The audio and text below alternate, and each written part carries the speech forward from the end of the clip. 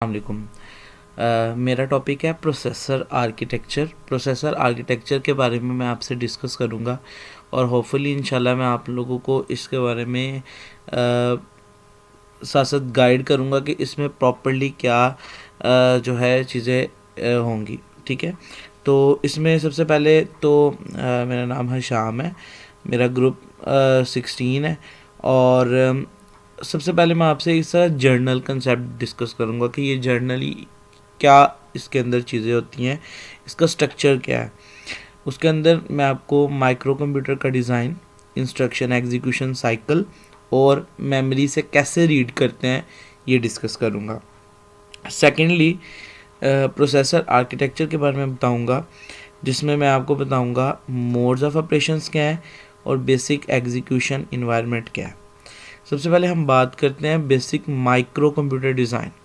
Basic micro computer design की अगर हम बात करें तो मैं आपको एक डायग्राम दिखाना चाहता हूँ जिससे आपको इसकी सबसे ज़्यादा जो है अंडरस्टैंडिंग हो सकती है। अगर हम इस डायग्राम को देखें तो हमारा सीपीयू मल्टीपल चीज़ों से मिलके बना है, जिसमें रजिस्टर्स हैं, एएलयू है, कंट्रोल यूनिट है और क्लॉक है।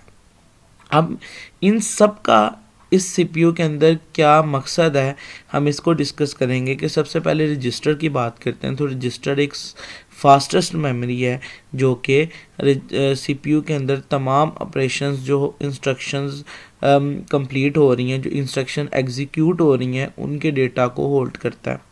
इसके अलावा हमारे पास क्लॉक की बात करते हैं। जो हमारे पास क्लॉक है, क्लॉक बेसिकली क्या होता है, क्लॉक जो है वो एक सिग्नल जनरेट करता है। सिग्नल किसके लिए? उस इंस्ट्रक्शन के लिए जिसने एग्जीक्यूट होना है और सिंक्रोनाइज होना है जो इंस्ट्रक्शन एग्जीक्यूट हो रही होगी। इसके अलावा हमारे पास एएलयू है और कंट्रोल यूनिट है। एएलयू हमारा अरिथमेटिक लॉजिकल यूनिट है। जितने भी लॉजिकल आपके मैथमेटिकल ऑपरेशंस हैं वो एएलयू परफॉर्म करता है। और कंट्रोल यूनिट करंट सिग्नल बताता है कि उस इंस्ट्रक्शन के अंदर रीड होगा या राइट होगा। इसके अलावा अगर हम डिस्कस करें इस डायग्राम के अंदर तो हमारे पास आईओ डिवाइसेस हैं और मेमोरी से स्टोरेज यूनिट है। आईओ डिवाइसेस बेसिकली डेटा को फेच करके इंस्ट्रक्शन को एग्जीक्यूट करने में हमारी हेल्प करती है। यानी कि हम डेटा आउटसोर्स भी ले सकते हैं और इनसोर्स भी ले सकते हैं। फॉर एग्जांपल हमारा डेटा मेमोरी में भी पड़ा हो सकता है या आईओ डिवाइसेस में भी हो सकता है, तो उनसे डेटा ट्रैवल करने में हमारी हेल्प करती हैं हमारी बसेस। अब अगर हम बात करें तो हमारे पास 3 तरह की बस होती है। एक होती है डेटा बस और एक होती है कंट्रोल बस और थर्ड होती है एड्रेस बस। डेटा बस सबसे पहले हमारे पास जो भी ऑपरेशन परफॉर्म होता है उसका सिग्नल कंट्रोल बस के पास होता है कि कौन सा ऑपरेशन परफॉर्म होगा, रीड या राइट। जो भी ऑपरेशन परफॉर्म होगा उसको हमने उसका एड्रेस को फेच करना है मेमोरी की लोकेशन से। मेमोरी की लोकेशन से एड्रेस फेच करने के बाद हम अपना डेटा बस को दे देंगे और उसके बाद हम अपनी इंस्ट्रक्शन को ईजीली एग्जीक्यूट कर सकते हैं। इसके बाद हमारे पास आ जाता है क्लॉक।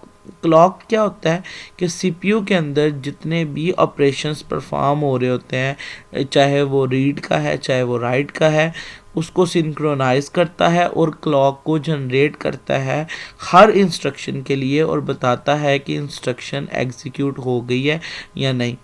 बेसिकली हमारे पास मशीन इंस्ट्रक्शन जो होती है वो एक क्लॉक साइकिल को बता रही होती है कि एक इंस्ट्रक्शन कितने टाइम के अंदर, कितने क्लॉक साइकिल्स के अंदर एग्जीक्यूट हो गई। नेक्स्ट चलते हैं हम।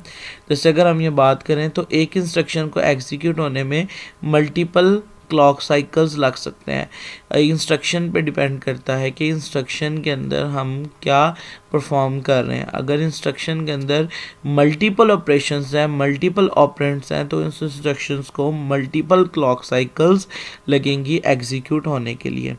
नेक्स्ट हमारे पास आता है instruction execution cycle. Instruction execution cycle की बात करें तो सबसे पहले हमारे पास ऑपरेशन जो परफॉर्म होता है वो होता है फेच का। फेच, जब भी हम किसी इंस्ट्रक्शन को फेच करते हैं किसी भी प्रोग्राम से तो हम उसे फर्दर डिकोड करते हैं। सेकंड ऑपरेशन थर्ड, हम इंस्ट्रक्शन को उसके फैच ऑपरेंड्स करते हैं। फैच ऑपरेंड्स करने के बाद हम उसे एग्जीक्यूट करते हैं और स्टोर करते हैं। जैसे कि आपको एक पिक्चर में दिखाई दे रहा है कि हम एक प्रोग्राम से इंस्ट्रक्शन को फैच कर रहे हैं। उस इंस्ट्रक्शन रजिस्टर के अंदर जो भी इंस्ट्रक्शन है, हमारी फर्स्ट इंस्ट्रक्शन है, उसे फैच किया और डिकोड किया और ALU को पास कर दिया। ALU ने उसके ऊपर ऑपरेशन किया और अगर हमें अपने ऑपरेंड को फैच करना था तो हमें रजिस्टर से उसे मेमोरी से उस ऑपरेंड को फैच किया और रजिस्टर को दे दिया। रजिस्टर ने ALU परफॉर्म करने के बाद उस जो फाइनल आउटपुट है उसे दोबारा रजिस्टर में स्टोर कर दिया।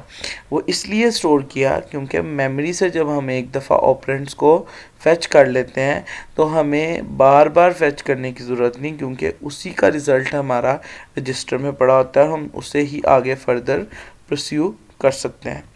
नेक्स्ट हमारा होता है कि हम मेमोरी से रीड जब करते हैं तो हमारी मेमोरी से रीड करते वक्त हम काफ़ी स्लो स्पीड हो जाती है। उसमें ये होता है कि हमारे पास साइकिल 1 में एड्रेस प्लेस किया जाता है, साइकिल 2 में रीड लाइन होती है, साइकिल 3 में मेमोरी रिस्पॉन्ड देती है और साइकिल 4 में हम उसे रीड करते हैं। पहले क्लॉक साइकिल जाता है, फिर एड्रेस जाता है जिसे रीड करना है डेटा, फिर रीडिंग लाइन होती है, एट द एंड हमारा डेटा हमें रीड करने के लिए मेमोरी से मिल जाता है। अब इसमें हमारे पास कंसेप्ट आता है कैशे मेमोरी का। कैशे मेमोरी हमारे पास फास्टेस्ट मेमोरी है और कैशे मेमोरी क्या करती है, कैशे मेमोरी एड्रेस होल्ड करती है डेटा का और उस डेटा के एड्रेस को होल्ड तब तक करके रखते हैं जब तक हमारे पास जो है वो ब्राउज़र या हमारा कंप्यूटर ऑन हो। उसमें क्या होता है कि फ़र्स्ट टाइम पे जब हम डेटा को रीड करते हैं तो दो तरह के ऑपरेशंस होते हैं, एक होता है कैशे हिट और सेकंड होता है कैशे मिस।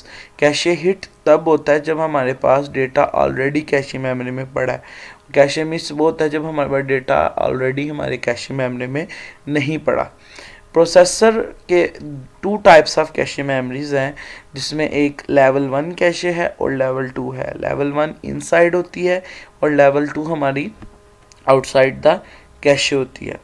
सेकंड हम बात करेंगे अपने IA32 प्रोसेसर आर्किटेक्चर के फर्दर ऑपरेशंस के बारे में। जैसे IA32 आर्किटेक्चर की फैमिली में इंटेल 386 है और उसके आगे लेटेस्ट 32 बिट प्रोसेसर है और पेंटियम 4 है। मोड्स ऑफ ऑपरेशन में हम देखें IA32 में 3 प्राइमरी मोड्स हैं, प्रोटेक्टेड है, रियल है एंड सिस्टम है। प्रोटेक्टेड मोड में क्या होता है कि आपकी विंडो एंड लिनक्स जो है उसकी तमाम इंस्ट्रक्शंस के फीचर्स हमारे पास अवेलेबल है और ये एक नेटिव मोड है। उसके बाद हमारे पास सेपरेट मेमोरी एरिया होता है और हम इजीली अपने जो है मेमोरी को रेफरेंस दे सकते हैं किसी भी सेगमेंट रजिस्टर का। उसके बाद वर्चुअल 8086 मोड होता है जिसे हम हाइब्रिड प्रोटेक्टेड मोड कहते हैं, जिसमें हम इजीली प्रोसेसर को डायरेक्टली जो है वो रियल एड्रेस मोड के थ्रू रजिस्टर से डेटा को फैच करते हैं और ये हमारी मल्टीटास्किंग के लिए सेफ़ इन्वायरमेंट है। MS-DOS जो है इसमें हम डेटा को राइट कर सकते हैं और ये हमारी प्रोग्रामिंग के रनिंग टाइम जो सेम टाइम पे हम डेटा को फैच कर रहे होते हैं उसे इफ़ेक्ट करता है, जिससे हमारा प्रोग्राम क्रैश होने का अच्छा होता है। इसके अलावा 8086 कंप्यूटर में विंडो XP इसे मल्टीपल वर्चुअल सेशन के लिए यूज़ किया जाता है। उसके बाद है real addressing mode. Real addressing mode multiple time काम करता है। इसमें हमारे पास सब के सब इंटेल प्रोसेसर होते हैं।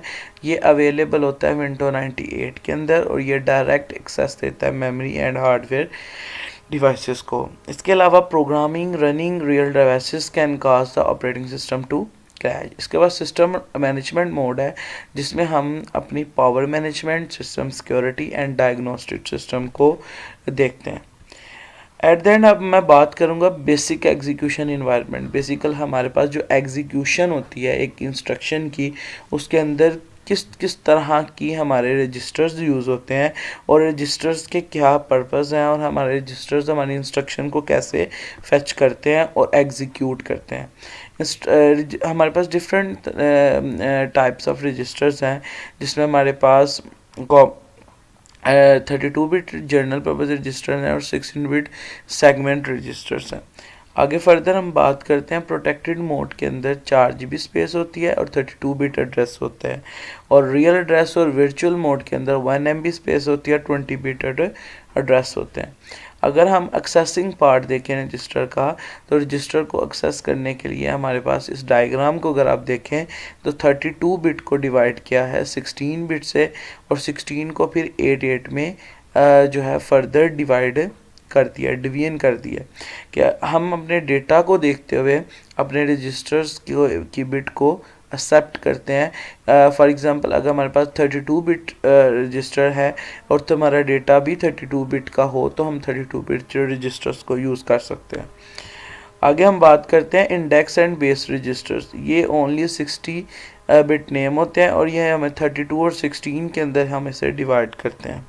इसके अलावा कुछ और भी स्पेशलाइज्ड रजिस्टर्स हैं, जस्ट लाइक EAX है, ये आपके पास EAX 32 बिट रजिस्टर्स है, कम्युलेटर है, आपके पास लूप है, स्टैक पॉइंटर है, सोर्स एंड डेस्टिनेशन रजिस्टर्स है। इसके अलावा एक्सटेंडेड आपका स्टैक रजिस्टर है।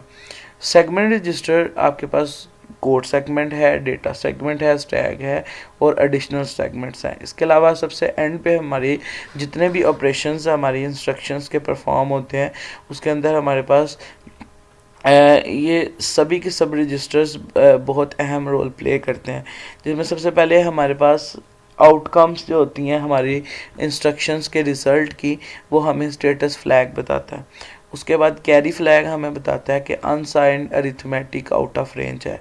ओवरफ्लो फ्लैग हमें साइंड अरिथमेटिक के बारे में बताता है। साइन फ्लैग हमें बताता है कि क्या रिज़ल्ट इज़ नेगेटिव, अगर नेगेटिव आए तो वो साइन फ्लैग बताता है। उसके बाद ज़ीरो फ्लैग आ जाता है। इसके तरह हमारे पास ऑक्सिलरी फ्लैग है और पैरिटी। ये तमाम रजिस्टर्स हमारी इंस्ट्रक्शंस के रिज़ल्ट को जो है दिखाने के लिए, उनको एक्यूरेट बताने के लिए हमारे ये सारे रजिस्टर्स को यूज़ किए जाते हैं। अगर ये था मेरा टॉपिक प्रोसेसर आर्किटेक्चर का। इसमें अगर आपको कोई भी क्वेश्चन हो तो आप क्वेश्चन पूछ सकते हैं।